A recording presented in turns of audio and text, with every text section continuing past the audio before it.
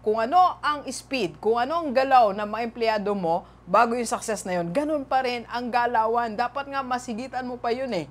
Alam nyo ngayon, nag-top 1 kami no, sa IMD, SMD base. Rockstar, si Rockstar top 1. Ayan po ang aking mga trophy. So ngayon, ang pressure sa akin is to do more. Kasi I want to maintain that eh. I want to maintain that top 1.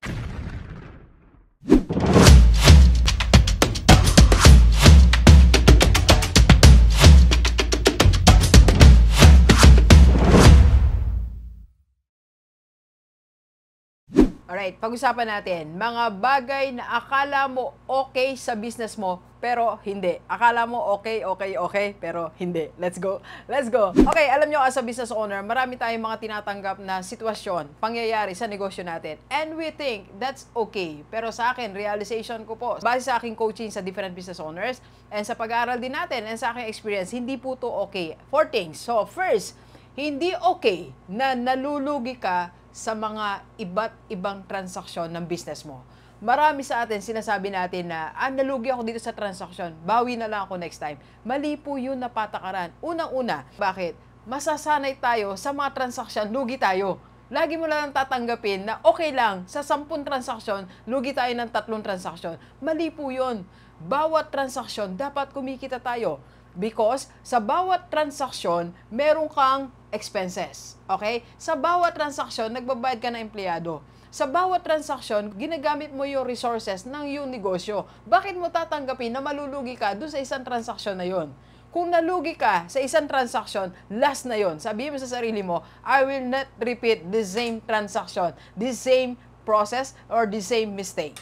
Okay? So, hindi okay na lugi tayo sa ilang transaksyon sa business natin. Alright? So, pangalawa, na hindi okay sa negosyo mo, yung nag-i-slow down tayo after a big success.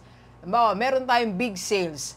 Nagkaroon tayong malaking profit. Then, slow down tayo. Celebrate too much. Mas tagal lang slow down natin. Nawawala tayo sa momentum. And worse, baka sobra pa yung nagastos mo dyan sa celebration, doon sa kinita nyo, doon sa previous success nyo. So, lahat ng celebrations natin, naka-schedule po yan. Okay? Kung gusto mong magbigay ng incentive sa iyong mga empleyado, okay po yan. Kasi nagkaroon ka ng big income. Okay? Pero, to slow down, nawawala tayo sa momentum. Hindi dapat. Okay? Kung ano ang speed, kung ano ang galaw ng mga empleyado mo bago yung success na yun, ganun pa rin ang galawan. Dapat nga masigitan mo pa yun eh. Alam nyo ngayon, nag-top 1 kami no, sa IMD, SMD base. Rockstar, si Rockstar top 1. Ayan po ang aking mga trophy. So ngayon, ang pressure sa akin is to do more. Kasi I want to maintain that eh. I want to maintain that top 1. Okay? And number 3, nakala mo okay, yung tuloy-tuloy ang negosyo mo nang walang changes. Huwag tayong magaya sa Nokia. Ang Nokia walang ginawang masama. Sabi nga po ng kanilang CEO, we did not do anything wrong, pero natalo kami.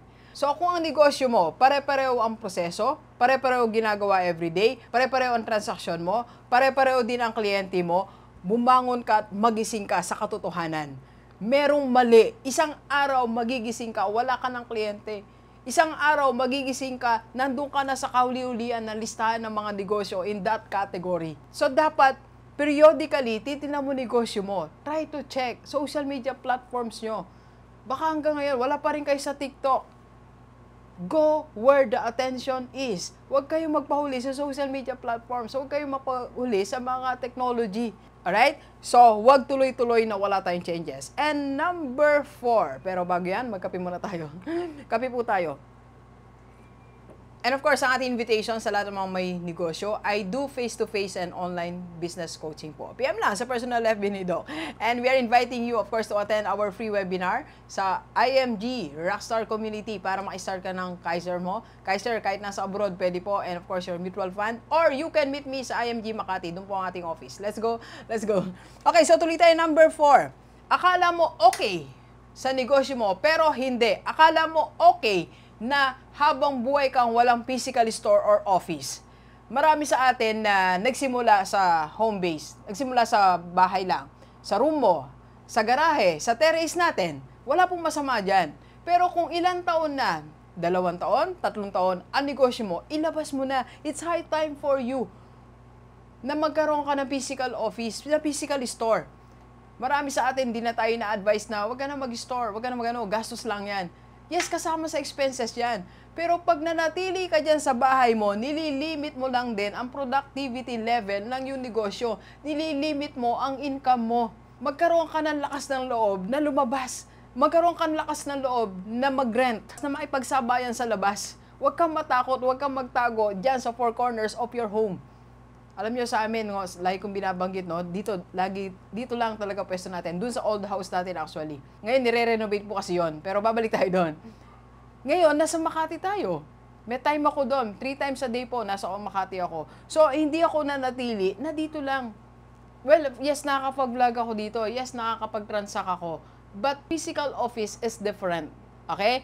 So, kaya sabi ko, I'll go for it. I'll get it. Okay? Nung in-offer sa akin yon. Okay? Sa atin din po lahat. Ang mga purpose po niyan is first, to attract more clients. Mas marami na ipagkita sa akin sa Makati. Dok, punta ako dyan ha. Dok, punta ako. Everyday na nandun ako, hindi po kami nasi-zero ng clients. Okay? Na hindi ko magiging client kung wala ako sa Makati. Okay? And madami pang advantage ang may physical store. Okay? So, sa atin po lahat na negosyante, tingnan natin, bantayan ang iyong negosyo. Maraming bagay na hindi okay, akala mo okay. Let's go, let's go. Kapi po tayo. Kapi po. Thank you for watching. We are inviting you to attend our free webinar on how to save and invest the right way and how to avail sa Kaiser. PM na sa personal FB ko po.